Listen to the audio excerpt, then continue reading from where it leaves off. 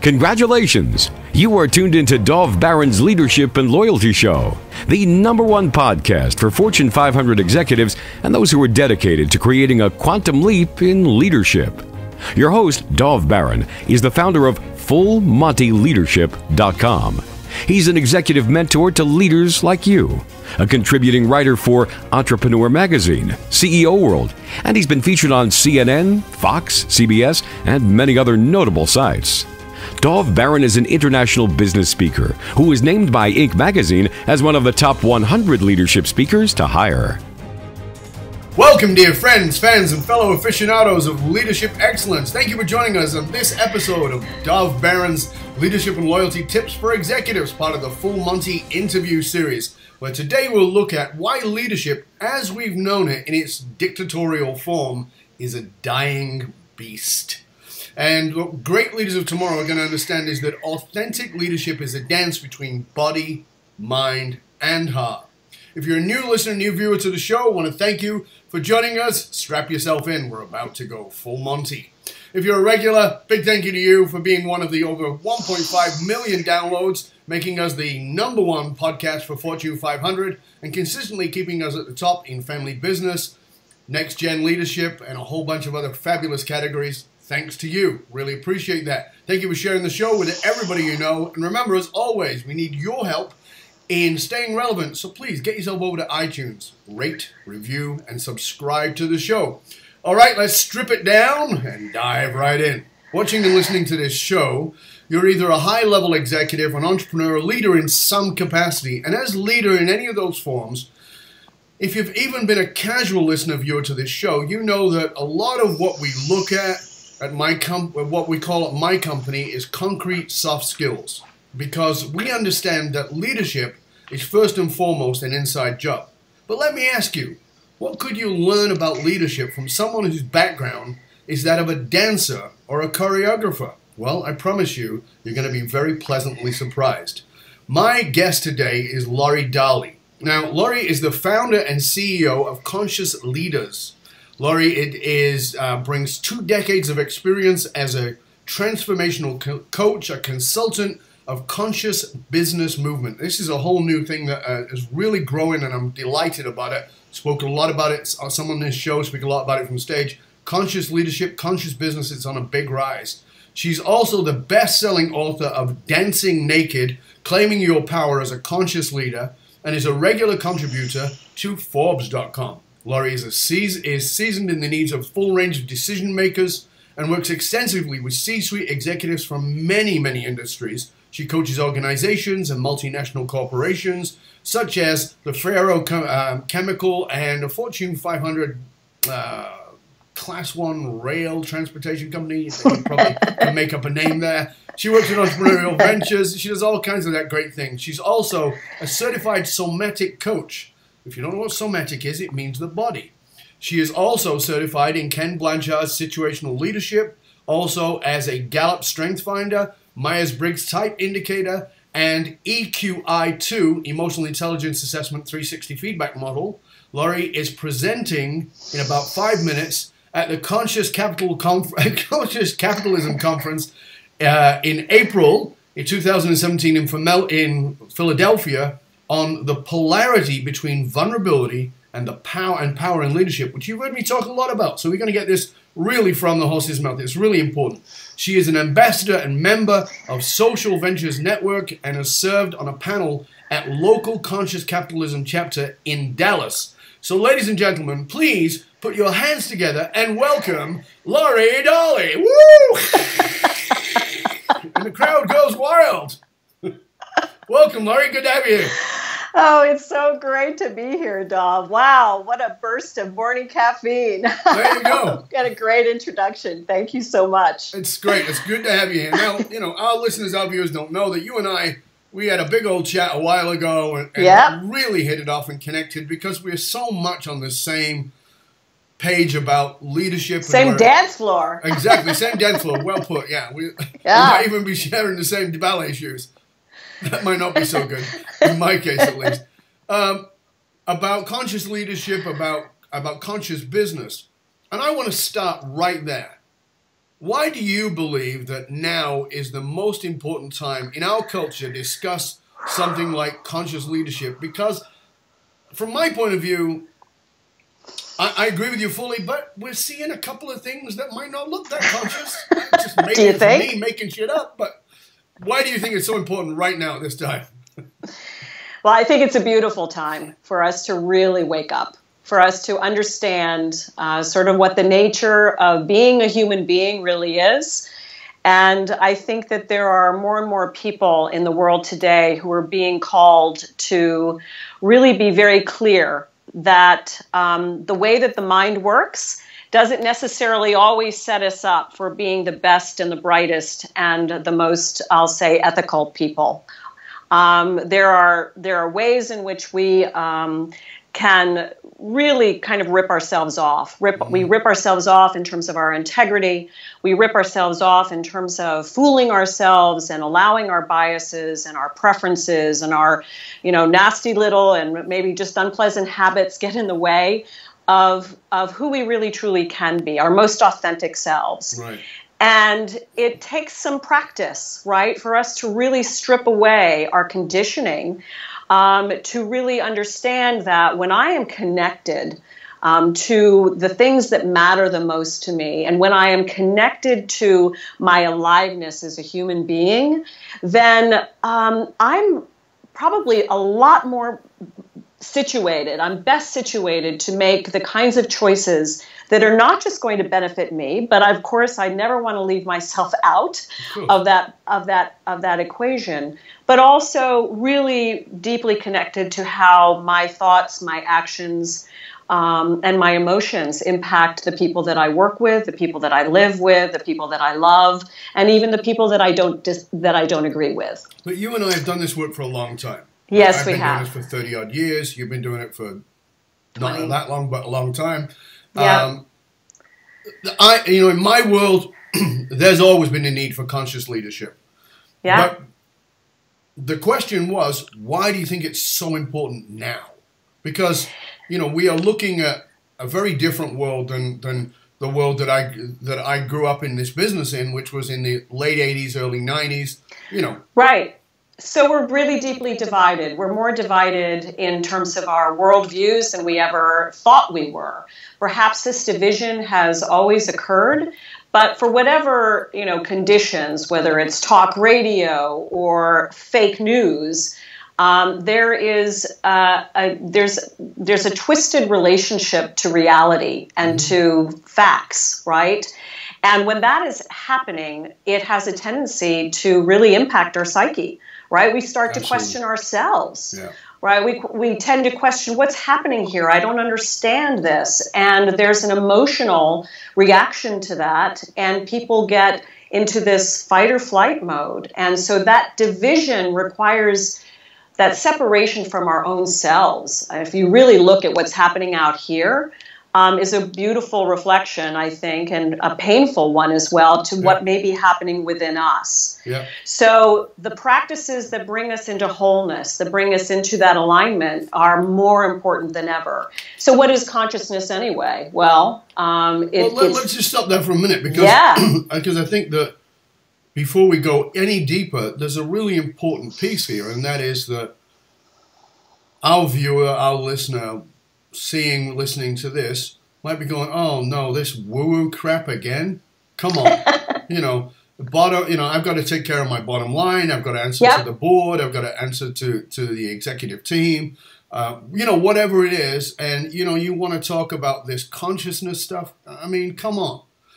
What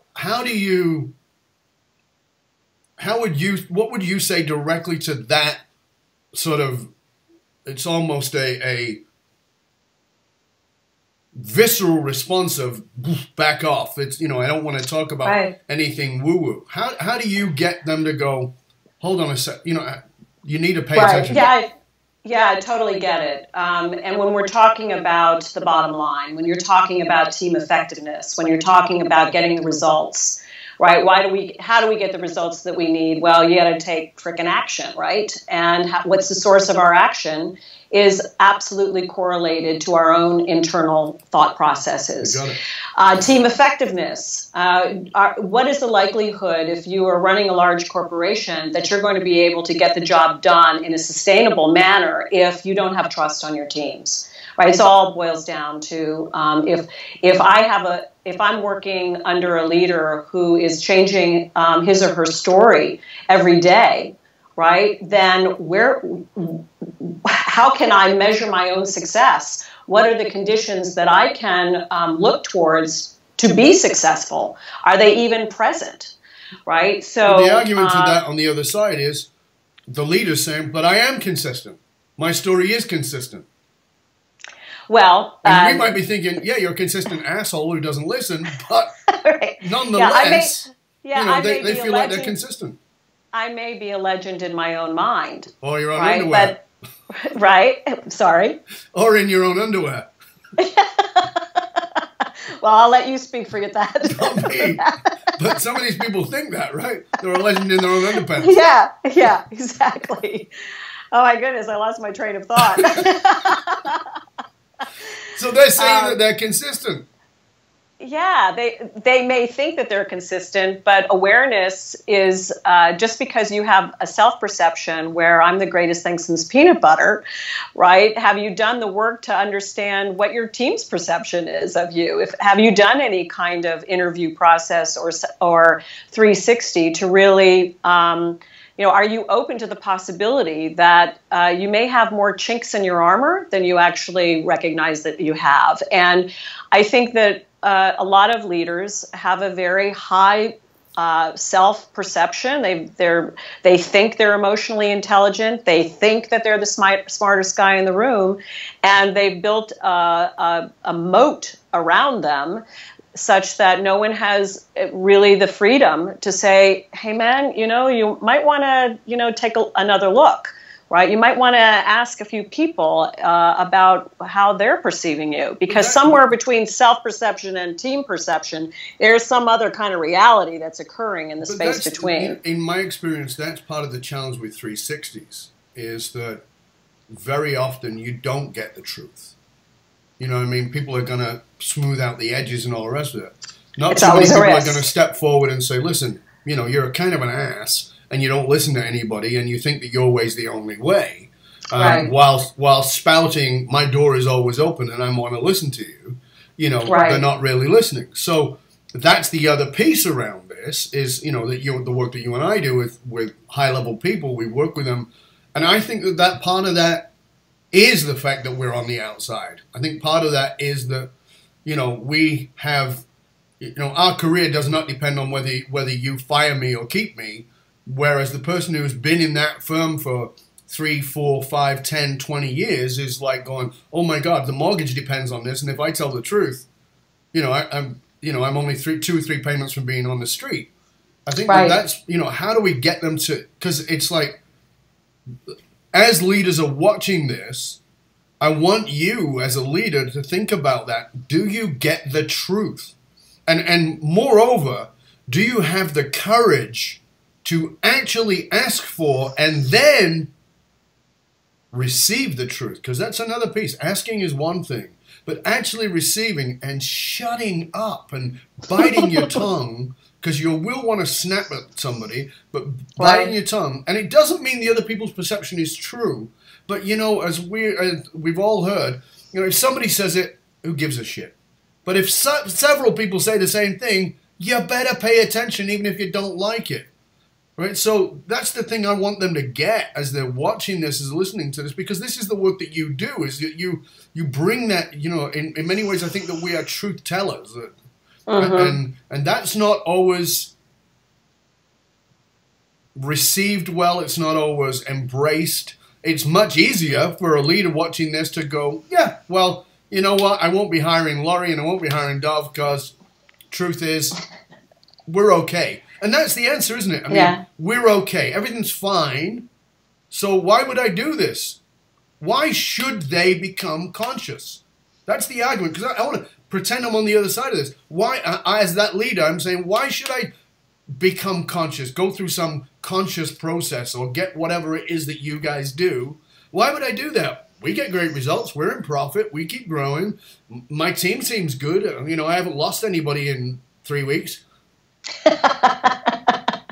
Well, if you haven't lost anybody in 3 weeks, then maybe you would want to take another look. You know, the power of denial is pretty powerful. Oh, yeah. And it's not just for Cleopatra. Yeah, no, it's not. It's not. And, you know, I don't know that everyone is going to necessarily be convincible, right? There are people who are completely, totally stuck in their ways.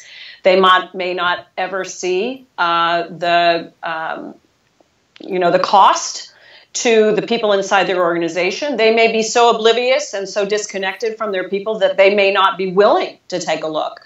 I'm not actually necessarily that I may not be their coach then. I may not be their consultant.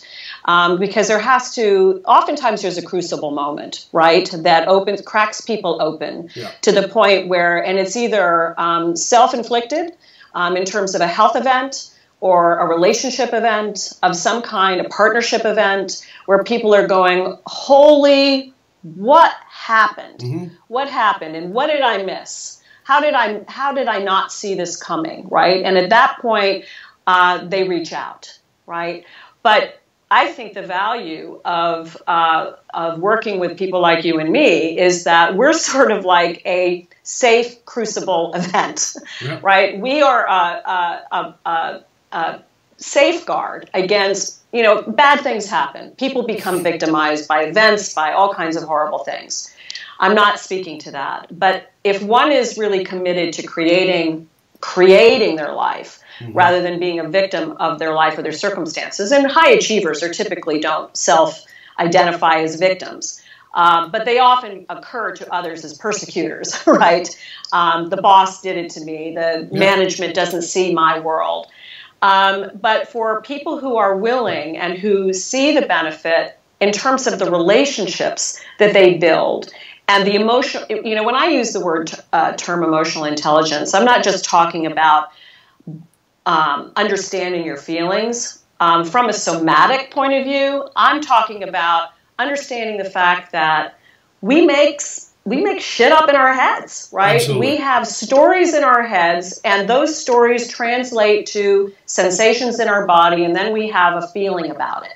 Some people are able to talk about those things more easily than others, but one of the reasons why the truth may not be getting to the CEO is that people are more connected to that need to protect themselves and to play it safe and to look good and to compromise and to, you know, cook the books, for instance, rather than say the truth. Yep. And so it starts at the top. If you want to get the truth told to you, you have to display openness. You have to not deliver that punitive crackdown, you know, smackdown that can often occur that will have everybody walking around on eggshells. And that just doesn't work very well. It may work for the short term, but in terms of company loyalty, customer loyalty, you know, it's how you are is the way everything is. Absolutely.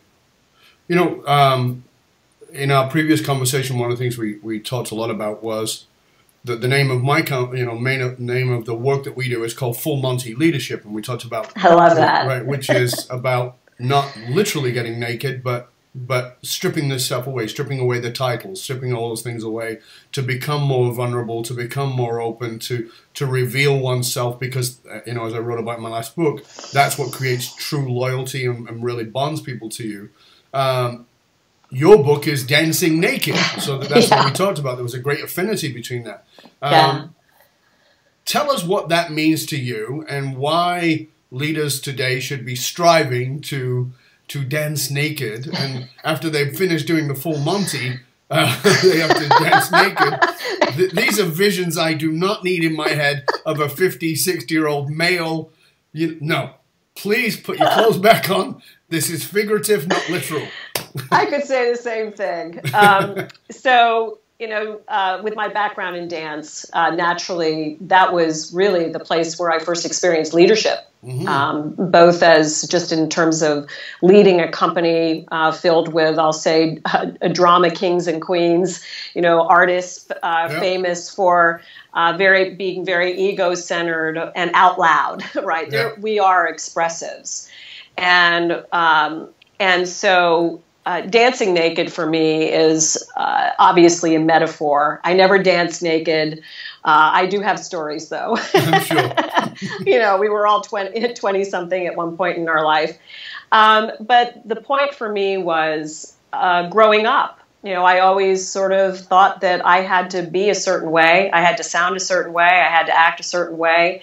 And the way that I grew up was just being very charming and connecting and being the funniest person in the room. But what I recognized was that there was a limit to that way of being. And it was really just to compensate for the fact that I felt like, oh God, I'm really not good enough. Everybody's got some variation of that same theme going on in their own life. And so dance was really both my winning strategy, if you will, which was my way of standing out and being the best.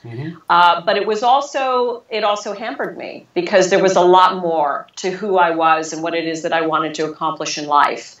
And so that process of my own personal growth and transformation became the metaphor, or dancing naked became the metaphor for that journey of my own individual leadership growth and development, but then also once I planted that stake in the ground and making a transition into the coaching and consulting world, and it was gradual at first, and then it accelerated to now. It required me to do even more work on myself as I was working with others, and so dancing naked is, what is the gift within you that uses you, right? It's almost like you don't even have a choice, right? You just got to give life to it, right? And so many people are doing things that they think they should be doing rather than what is a natural expression for themselves. And as a leader, right, if you love leading, there's an element of that journey that is partly just to reveal that for yourself, for a life of satisfaction, joy, grace. You said something in there that I think is really important, and I don't want anybody to miss it because it was in the sentence and it could be easily missed, but I think it's vital. And that was like for instance, you talked about being a dancer, and you were good, and you did well, and etc. You became a choreographer. Ran a company. It's so easy, ran a company, and it's so easy for us to find something, particularly particularly for those of us who are 40 plus, to become very good at. So we've learned something, we've put time in it, we've crafted something, we've refined it, and to become so good at it that we think it's us. Versus what I hear you talking about, which is, what if there's more? What if, you and I both know this because of the work that we do. That question, in my experience, every leader I've worked with has that question, but so terrified of asking that question, what if there's more? So they think, what if there's more? Because the accolades are so great, the rounds of applause, the Mercedes, the big house, whatever it is, I'm in my element here. And I've put 10 years into whatever it is, becoming this, but there's this thing inside of me that goes, ooh, what if there's more? And you're talking about tapping into that, as I do, about tapping into that and saying, that's your joy, that's your expression. But that, and talk to us about your experience of, here's what happens in my experience with those people, is it scares the crap out of them. Of course it does. To go, hold on a second, in your case, I was a dancer, a choreographer, and now I'm going to be a coach? Yeah, have another drink, right? Smoke another fat one. That's not happening because I'm so established, right? Yeah. So talk to us about how you sort of get them over that hump into saying there's something else. It doesn't mean you have to give up what you're doing. Exactly. But it adds to it. How do you get them to as somebody's watching this, listening, they're going, hey man, I put 20 years into this and I'm at the top of my game. And now you're telling me that I got to listen to that, what I call the whisper. I got to listen to the whisper that's calling me to something other than this. Well, first of all, you're the one who always gets what you want. There's nothing really threatening here, right? This is all in your court. Mm-hmm. You get to choose, right? This is not me telling you. This is not the world or some foreign gift, some alien walk in that says, oh, I've got a gift and here I go now and I'm just going to throw thunderbolts to my company and everything will be in ashes and then I'm like on my authentic self and I can't make my Mercedes car payment anymore. Oh dear. It's not like that. No. Right? It's like I'm always the one. I'm always the one who gets to choose. I get to choose the pace. I get to choose the direction. I get to choose everything, right? So you can go as fast or as slow as you want, right? And it's not like everything has to change in terms of the way that you run your company. What if that gift was the thing that could actually make your company even more something, that's meaningful to you? I won't even define that because it would be a projection of what my values are, not what your values are. Right. So I think that fear comes from a whole lot of prognosticating, right? Looking into some crystal ball, and worry just is not being present, mm-hmm. right? Right here, right now, that you're good, right? I'm good. I'm breathing. I'm having this amazing, fun conversation, and if I think about what's happening in the world, I might want to crawl up and curl up and say, no, I'm going to only come out when everything is perfect. Well, that's not going to happen. That's not going to happen. Right. Life goes on, and life continues to call us to stretch. We know that if we're not stretching and if we're not growing, then we're quickly proceeding to death. Right. So I think two things there. My point is that it's always about you. It's always about your choices, your pace, and your direction, right? And you're the one who gets to create what you want. But again, this is a key thing for where I think leaders have to slow down, because as leaders we tend to go, I'm going for that target, and hell or high water, I'm going for that target. And really, in our work, it's, okay, there's your target, but you get to choose at every step.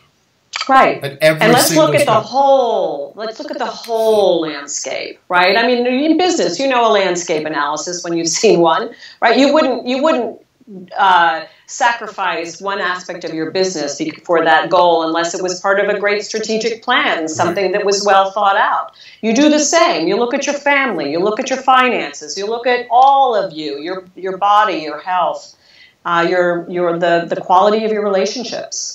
I mean, I would challenge everybody to just look at, who are the people that are in your life, and are you spending time with people that bring you alive, or people just like sucking the life out of you? So, but a lot of this, a lot of this work is really about. I've said this many times from the platform. I said it one-on-one. I say it in conversations. If you say to people, "What do you want?" most people don't know. Most people go, or they'll name a thing. I want a bigger house. I want the latest Mercedes, or I want a Ferrari, or I want a custom-made Harley, or whatever it might be. But they don't really know.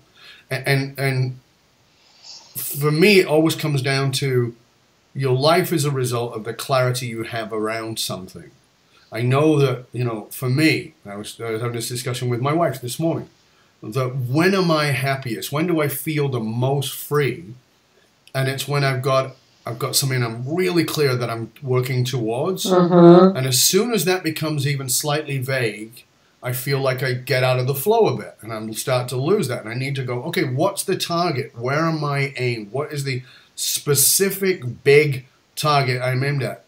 You talk a lot about in this book, you talk about a clearing and the 4 C's of a clearing. And those being conversational spaces rather than steps. Talk to us a little bit about this clearing and about this clarity around that, if you would. Yeah, so thank you for bringing that up. You know, I think of a clearing as an opening for action that was previously inaccessible or previously unavailable. And I think that people, first of all, just to tap into what the meaning of a clearing is when one's experience in life coming from their gift creates clearings not only for themselves but for other people. Things become possible as opposed to prescribed, right?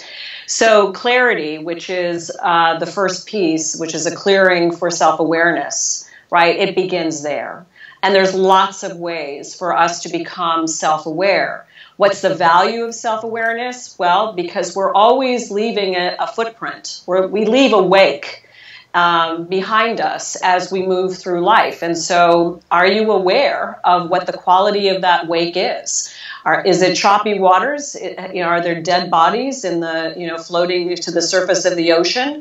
And I mean that metaphorically, hopefully. Hopefully. Right? But unless we're talking to people in New Jersey and they're in a certain family. I do not work with mobsters. Let's be clear. I'll make you an offer. It's going to be fine. Hey! Yeah. I want $50 billion for an hour. And that is why they hire us. Right. And so a clearing is, I think, also thinking about the way you think and understanding why you think the way you think. Right. And most people have a relationship to their thoughts that they are their thoughts. They identify with their thoughts. Yeah. There's no separation there. And so part of the clarity comes from when you can, when you talked earlier about that not only shutting your mouth, but listening. Mm-hmm. Just because your mouth is closed doesn't mean that you're listening. For most of us, most of the time, we're not really listening. We're listening to our own chatter. Sure, we're listening with intent listening with intent to reply rather than with intent to hear. Yes. And so, the experience of, whether you call it level 3 listening or deep listening, or it really is the essence of communing with another one. It is communication, right? It is a way of being fully present, not only, if you're just starting with yourself and you're hearing all of those, crazy making messages, then you are not really tuning in to your deepest desires, and I mean that in a profoundly physical, maybe even spiritual way, or heart-centered way, whatever your language is that brings you the most comfort. There's lots of a broad range of people out there listening, and I want to speak to everyone. And so that clarity piece is, what are the collections of the stories that got you where they are? How are those stories shaping you today? Are there other potential ways of listening to those stories? Are those stories of, fighting to the top? You learned a lot about yourself, but what else maybe have you learned about yourself that you haven't perhaps even acknowledged yet? And along with that, probably there are certain other areas of your life that you unearth or you recall, and you've got some a negative sort of story about that. And is it true? What else might be true? And so how one relates to sort of the baggage of one's life and can create a clearing through dialing in that lens, bringing my stories into more, I'll say, clearer focus. And when I say clearer focus, I mean that I've separated, maybe even only temporarily, but I've separated the meaning that I have attached to those stories, right? And I can actually observe them from a more third-person point of view, perhaps a more compassionate point of view.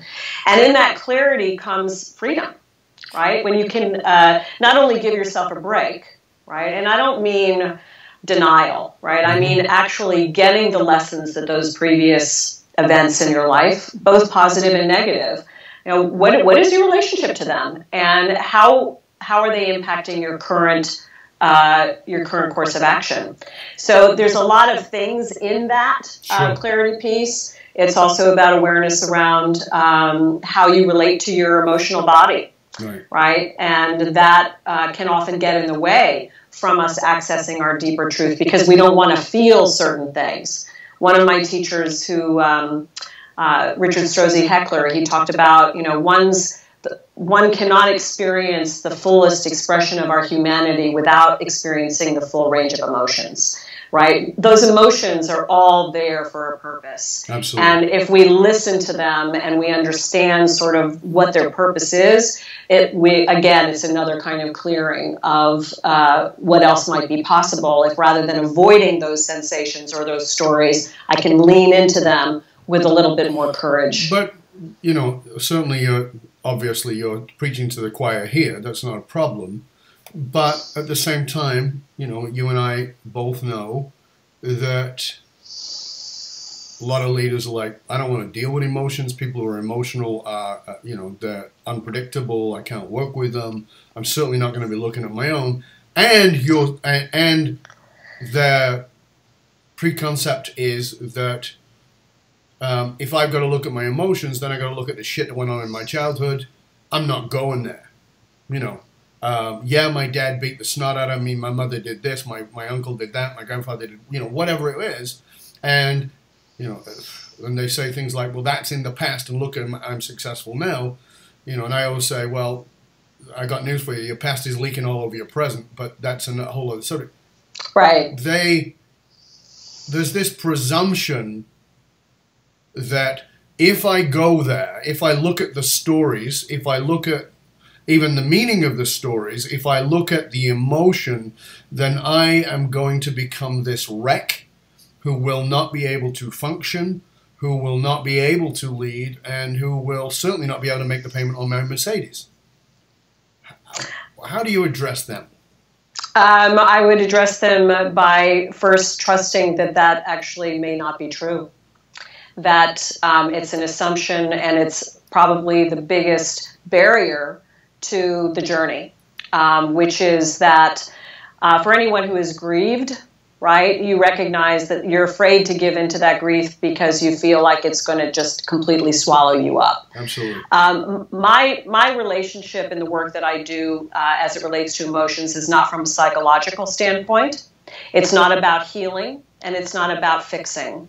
It is about actually understanding sort of the structure of our language as we think about those things, right? So and I don't want to get off into theory here, but what happens, let's just take the grief example, is that it's the resistance that keeps it in place. It's the actual leaning into it and feeling the full breadth of it that gives us it's the counterintuitive magic door or window that one must step through in order to finally actually be free of it. And that can only come from direct experience. Me talking to you about it is not going to give you access to it. And that's why, you know, we do what we do in the way and the multitude of methodologies that we have to actually give people a sort of a more laboratory experience of that rather than out in life and all of a sudden at a time when you're really not expecting it and really not preparing for it, that you go off the wall or you have that experience. It's fascinating because I think that unless you've done emotional intelligence work as a person, and you know, most people who've even taken emotional intelligence courses haven't done the work. It's vastly different. Intellect versus actual experience. Exactly. And so, you know, oh, well, now I can understand what's going on with my team. Yeah, you know what? It actually wasn't about your team. It was about you. You get to apply it with your team, but it's actually about you. But one of the things, I mean, an example, I was sitting with a CEO. We were working through some stuff, and the CEO was in grief. There was no doubt about it for me, but they were in denial about the grief, you know. Right. So of course. And I said, you know, what do you think would happen? Same thing as you just talked about. What do you think would happen if you actually surrendered to this? Yeah. And they said, you know, I just I would never be able to get up, right? And, I said, okay, so let me just tell you something, that as a bloke, as a guy who'd been conditioned as a leader, who grew up in a ghetto where you had to be tough and, you know, was not allowed to feel my feelings, even though I recognized that as a kid I was very sensitive, but I'd learned not to be. I said, you know, I grew up with that same idea, that if you actually step into this, it's going to consume you. And I said, but you know what I found out was that I realized that when I would break up with a woman, you know, or she would break up, particularly if she broke up with me when I was young, I came to learn that I was in grief for 10 years. Wow. You know, I was carrying this shit. Now, did it look like it? No, it looked fine. It looked like I was joking around. I was dating other people and everything was fine. But because of my work that I'd done on myself, I got to see that I had carried those relationships. And it was like every relationship I carried a new suitcase in, from the last one and the one before. And, you know, so, you know, you'd invite me into your house, into a relationship with you. And I was like, well, hold on a sec. I just got to back the truck up. Bring all the luggage in, right? Bring all the garbage in. And I said to the CEO, I want you to just grasp this for a minute. And he said, what? I said, about 5, 10 years ago, whatever it was at that time, I can't remember what it was. For now, it's 25 years ago. I said, I dated this girl. And I fell madly, deeply in love with her, like that. You know, it was one of those, you know, and I fell in love with her. Yeah. And she dumped me like a bag of poop so quickly. And I said, and here's what I did, because I'd done the work. And I said, here's what I did. And he said, what? I said, I called my friend. And he said, yeah. And I said, I called my friend. And I asked my friend to come over. My friend who's emotionally intelligent. And he came over and I said, would you hold me? And he went, sure. And I asked him to hold me like I was a child. And he held me. And I let myself fully, totally collapse into the grief, to totally surrender to it. And I said, and I wept for 22 minutes. He timed it. 22 minutes. And at 22 minutes, I got up and I went, and he went, are you okay? And I went, I'm great. And I said, and I'd said before I was great, but I was bullshitting. There was no bullshit. It was done. It was clear. And this is what I think that so many people misunderstand about being with your emotions. I studied Buddhism as one of my great studies, one of my religious philosophies. And one of my Buddhist teachers said to me, he said, I hate Western Buddhism. And I said, what do you mean? And now you should know that he was a Western Buddhist, right? He said, I hate Western Buddhism. And I said, why? He said, that's typical. But I said, why? Because they don't understand Buddhism. And I said, what do you mean? He said, they think Buddhism is detachment. And he said, and it is. But what they've done is relabeled denial. He goes, that's not Buddhism. And I said, okay, well, what is it? And he said, it's actually being fully present. And I went, okay. Now I'm studying with him. We're at the temple one particular day, and I don't know what people know about this experience, but we're all sitting there doing our, doing the thing. And at one point he gets up, and I feel, because he's next to me, I feel him get up. My eyes are closed, but I feel him get up. So I open my eye, and he goes over to light a candle, like they do in the Catholic Church. You light the candle, you lean in for a prayer. And he lights the candle, and he's got his robes on, and his robe catches fire because it's over one of the candles. And all of a sudden he goes, shit. And starts putting out, right? And then stops and comes back and sits down and carries on meditating. Afterwards, him and I are walking. And I said, that really shocked me. And he goes, what? And I said, when your sleeve, he goes, yeah, it wasn't so good, was it? And I go, not that it set fire. I said, that you went shit. And he goes, why wouldn't I? He said, that's because you're thinking like a Western Buddhist. He goes, the key is to be fully present with whatever's going on. And I learned from him the best psychological lesson I'd ever learned, which is whatever I'm feeling, be present with it, because the more you're present with it, the quicker it displaces. But in our American, Canadian, North American, Western mentality, it's, oh, no, I'm good. Right. I'll just smile through it. And what happens is the repression, and once that repression happens, then there's a story, then there's a narrative inside about oneself not being good enough and all those other things, and then we can't show up as authentic leaders. And I think what you're saying here is so vitally important. I know I just did a big long diatribe there, but I think it's important that people get it, that doing this work is not about you leaning in and never being able to get out. It's leaning in because that's the only way out. Exactly. Exactly. Yeah. I have another sort of similar story, although it was a group process. And imagine 200 people wailing at the same time, snots flying everywhere. And it's a wave. It's a wave. And it will crest and it will descend, yeah. Right? And having experienced that has given me so much courage to be present in my own feelings. But it does take that awareness. You have to check in. You've got to, I think, whether it's a sitting practice, which may not work for everyone. There's lots of access points. There's right. Lots of ways in to that sense of presence and that experience of presence. So thank you for sharing that. That was beautiful. But it is terrifying for most leaders to even conceptualize that, yeah. Leaning into it. Even though you and I can relate stories of people, maybe right. 22 minutes of grief as opposed to 5 years or 10 years, whatever it is. I mean, I say that there's a lot of cultures that actually teach this and we don't recognize it. In the Indian culture, you hire wailers for a funeral. People yeah. come and they're professional criers. They wail yeah. because it catalyzes that in others and sure. allows them to be in that right. grief. But the idea of even the concept of leaning in can be quite terrifying for a leader. How do you help them over that? And they're going, this sounds amazing. I really want to do it, but there's no way in the world I'm doing that, Laurie. It's just not going to happen. You don't know me. I'm now the CEO, but I was a knuckle fighter when I was 15. Whatever it might be. How do you get them over that? Well, if they're willing to have a conversation, first of all, if they're not willing to have a conversation, there's not much I can do. But if they're willing to actually just take a look at, so if I were to ask you, based on your 20-some-year-old entry into this particular journey, if I asked you if nothing changes for you, Dov, what's the predictable future? Right. What's the negative right. consequences of doing nothing?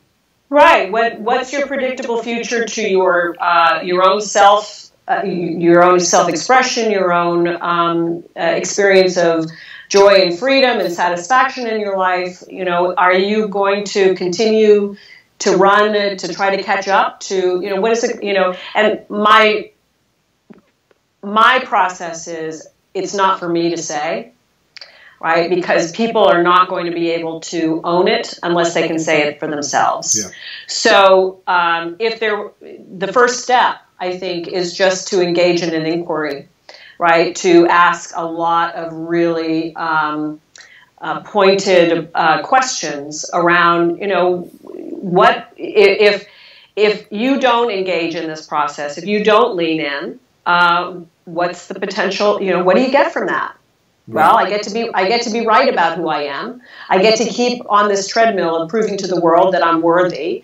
And and typically with the people that I work with, that they recognize that fundamentally their health is going to suffer, right?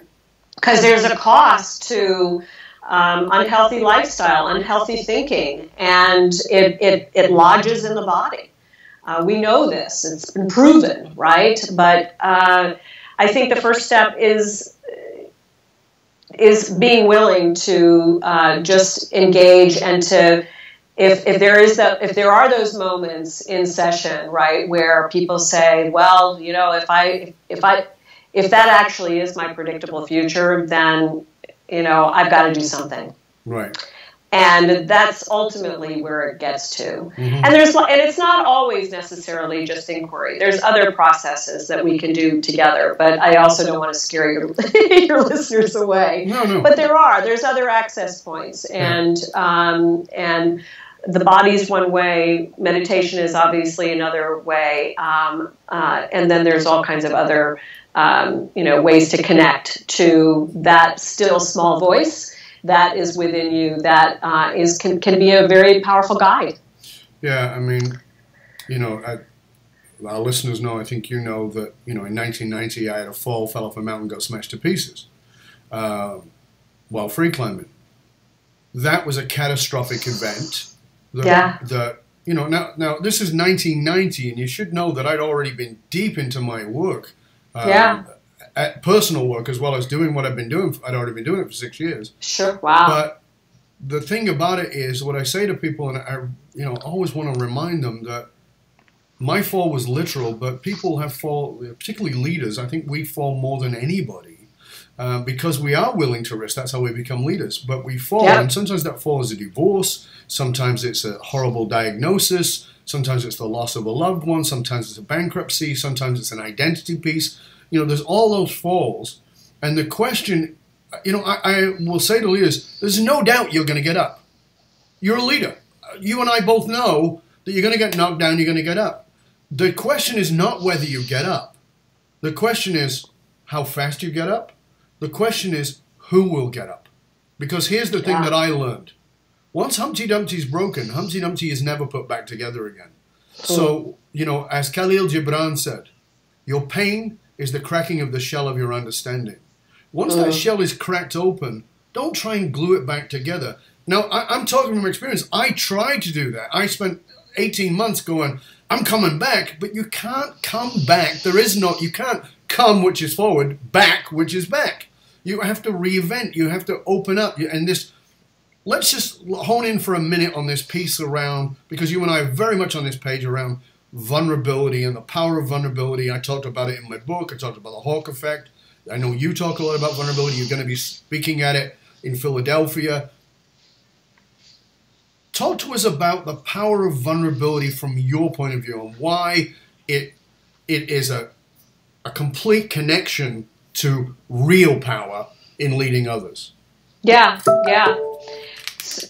So when I think about vulnerability and when someone is really willing to speak from the most perhaps wounded place, or speak from the place of sort of the most diminished kind of self-perception. It's like right now, Dav, I'm feeling like I'm not really coming forward truthfully with you. I've spent a lot of my life with a mask on. Okay, and I have been somewhat of a wind-up toy. Well, at some level, when we are willing to share that, people naturally just go, oh, wow, I can't believe she said that, right? When you look at what's happening with Brene Brown's level of popularity, she's just thrown open the kimono and completely revealed her vulnerabilities, and everybody is rushing towards that. Cool. I mean, you just look at that in the outer world, right? And when I'm willing to share in the moment that I really don't understand, I'm afraid that I don't know what's going on here. I'm clueless. I feel really puny right now. All of a sudden, what you'll notice if you're talking one-to-one or in a group of people, there is a collective exhale. Yeah. It's like, oh, wow, somebody had the courage to tell the truth. Now I might actually have the courage to tell my truth. Yeah, vulnerability is, I say to people all the time, vulnerability is permission. Yeah, it's a clearing. Yeah, vulnerability is a clearing for everyone else to be deeply connected to themselves. And when you're a leader, right, when you're a leader of teams, that is probably I would say, the most important dynamic, if you will, to create trust. Yeah. Right? And how one receives those messages, right? And from a place of, I never knew this about you, and really fully receive it, as opposed to all of a sudden you feel that wall come up again. It's like, oh, no, that's too much. That's an overshare. Okay. Mm-hmm. Right. The chink in the armor of trust is gone again. I mean, we don't have that connection. Wrong metaphor, but you get what I'm saying. Yeah, but I think the other piece around this is that people have got to grasp is that, because I messed a lot about vulnerability, and people go, well, I'm just not going to tell people about the fact that I was molested as a child, or that my dad was a drunk, or whatever those things is. And I say, listen, the first thing I want you to understand about vulnerability is, A, it has to be authentic. So don't put out some bullshit faux vulnerability because you think it's the thing to say. So you've got to feel it, number one. They can't hear it if you don't feel it. So that's number one. Well, let me just say this about that.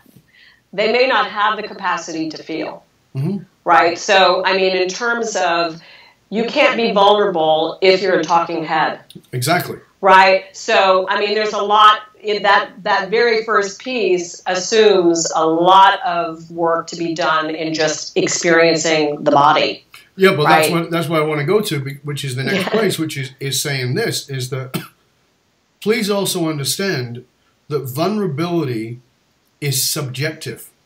So don't judge anybody else by your, so, you know, I've been doing this work on myself, you know, since actively since I was 19. That's a long time. That's 40 years. Yeah. What seems vulnerable to me is going to seem insane to most people.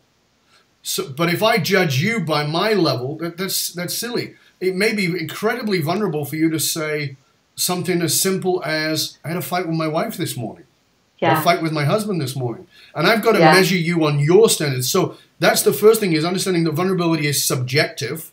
So, and that so it needs discernment. So I can't dump my version of vulnerability on you, because that will likely push you away. The other side of it, so it's discerning, but also understanding that it's reciprocal. Yes. And that the leader has to lead the process. So if you're going to lead, understand that you cannot expect them to give you vulnerability. You have to give vulnerability first. But there is reciprocity to it. That once you do, as you just said, you create that clearing. And the analogy I use is, and I say to people, I want you to imagine you're standing in front of the Red Sea, and there's a couple of thousand people behind you going, where the hell do we go? And you go, I'm crossing the Red Sea. And you go, you're a nutter. You're going to drown. And you go, you know what? I'm going to be totally vulnerable. I'm going to step in faith to this thing that could consume me, that I believe will consume me, but I'm going to step in anyway. And it creates a pathway for the thousands of people behind you who are still walking in going, oh my God, am I going to drown? Right. But it needs that leader's vulnerability to step into that ocean of courage first. Beautifully stated. Beautifully stated. Yeah, it's a beautiful image. I love that. And there are two pieces that I'd love to just kind of pick up on, and since we're kind of riffing on each other right now, one is it's a word that I think you and I use frequently, but the difference between discernment and judgment. Absolutely. Right. Discernment to me is sort of the conscious version of knowing that, oh my God, the bus is about to cross. Right. I have the discernment to know not to cross, versus judging you, your ability to do something. Discernment is a very finely tuned skill that can be developed, but it requires us, again, to have that higher level of self-awareness. The other piece was the reciprocity piece, right? We oftentimes think that there is reciprocity occurring, when what's really happening is just projection, right? We're in our own heads, and our perception is that, oh, wow, yeah, you're right with me, right? But we actually haven't had an authentic exchange. And so I really love the markers that you're putting in place as it relates to vulnerability, and also thinking about, for my own awareness as well, recognizing the distinctions between discernment and also between projection and true reciprocity. Very well said. Yeah. Let me ask you, because we're coming towards the end, but I want to ask you. Yeah. You know, you've been on this journey a long time. You've been a coach for a lot of years. You know, you have your background in all those things I talked about that you were certified in. You work with great leaders. You work with great companies. However, as you said earlier in our conversation, life is not perfect, and sometimes you get hit by the bus. Whether that bus is, you know, your kids are a pain in the ass or whatever it might be. On a day when you're in a full core press with the shit, or as I like to say, the feces has hit the fan. The feces has hit the fan, and it feels like a good day to pull the blankets over your head and crawl underneath. On those particular mornings when it really feels like it sucks, what is it gets you out of bed? What is it that pulls you forward? Yeah. The dance. It's the dance of life. It's the opportunity to be in a room and share oxygen with people, and to sort of, I'll say, to really experience the magnificence of our humanity and the humor. I love to laugh, and I probably laugh more than I cry. I don't know if that's a good thing or a bad thing, but it's my version sometimes of crying. Right. When you look at, life is ironic, and none of us gets out of here alive, right? So I get to choose the quality of my experience. Mm-hmm. And there is going to be the feces hitting the fan, as you say. But I'll go back to what I said earlier. I'm the one, and I don't mean that as an arrogant statement, but it is my life. Mm-hmm. It is the way I get to have it, the way I choose, and I get to respond to it the way that makes me, not makes me, but calls me into the greatest expression of myself. And so what gets me out of bed is the opportunity to share perspectives and to partner with people in creating magnificent lives. I mean, what kind of life is that? That's just like the greatest gift of all, right? Pretty sweet. It's really wonderful. So please tell our listeners, our viewers, the name of your book, where they can find it, and where else they can find out more about you, about your book, about the work that you do, and the potential of bringing you in, whatever it might be. Sure, great, thanks. So my book is Dancing Naked, Claiming Your Power as a Conscious Leader. It is available on Amazon. So with my name and that title, you should get there. My website is www.consciousleaders.us. And that's sort of in the us version. I love to connect to us. Right. And I also have a Facebook page, which is Conscious Leaders LLC, I believe. So lots of materials on the website, and videos as well. If you want to hear more, sort of more person to person, would love to connect with anybody who is thinking about stepping onto that path, if you're in the U.S. or beyond. So, are you on other social media channels as well? Yes, on Twitter at Loridar. That's Loridar. That was my early handle. I just kept it because that's where my followers are, and I'm on LinkedIn as well. So there you go. Fantastic. Well, I got to tell you, this is, as expected, was a great conversation. I loved having so this much chat. Fun. We had so much fun, and and I want to say to people, as I always do, please don't listen to this show. That's a waste of time. I know that podcasts tend to play in the background. It's fine to listen to it, but go back, play it back, watch it again, listen again, take notes, take heed, take this into your heart and into your soul. Because listen, I've taken the time to find amazing leaders for you to pay attention to. Laurie has taken her time to come here and give you her time, which is not cheap, to give you her time to share with you her knowledge so that you can become the kind of leader you want to be. And I really want to challenge you to listen, take notes, and then go, okay, what action? And please, as always, I say this all the time, when you've done that, tell us what you got out of the show. Put it up on iTunes, write to us. Put it on Twitter, put it on Facebook, put it on LinkedIn. Listen and tell us what you're going to do with this, because that's what really counts. That's what really matters.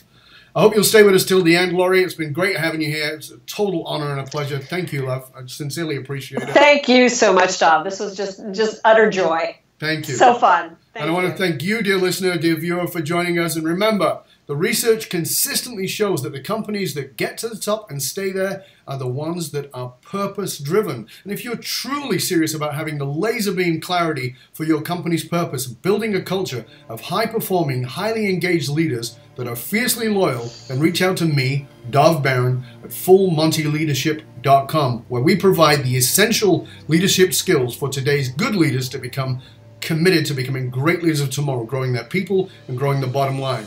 Because nothing that nothing you build will ever last without a solid foundation. And every solid foundation for everything that was ever built has concrete in it. And concrete starts off soft.